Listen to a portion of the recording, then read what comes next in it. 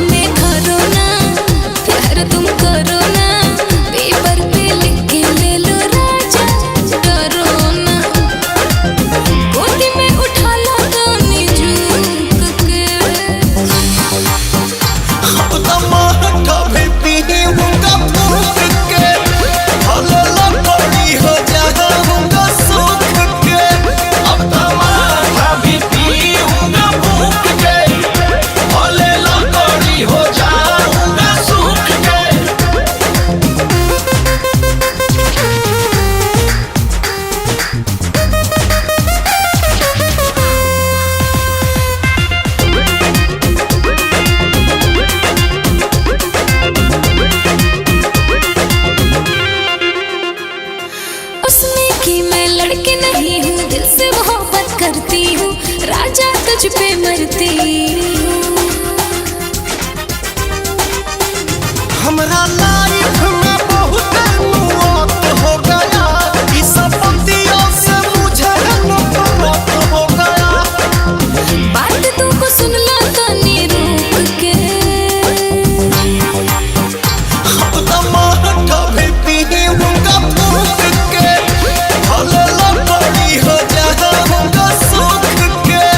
अब तो माथा भी पी होगा फूक के, भले लकड़ी हो जाऊंगा सूख के।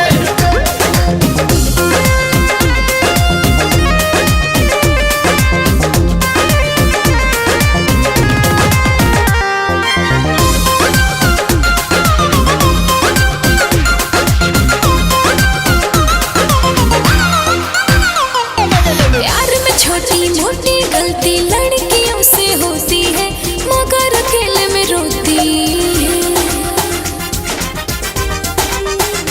मैं इमोशन में कोई बर्बाद हो गया, तब लव के चक्कर से आजाद हो गया। अपन राजा पूछा हमरा दुख के, अब तो माथा भी पी होगा फूक के, भले लकड़ी हो जाऊंगा सूख के।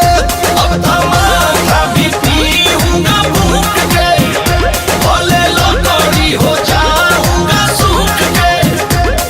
Presented by Adi Shakti Films.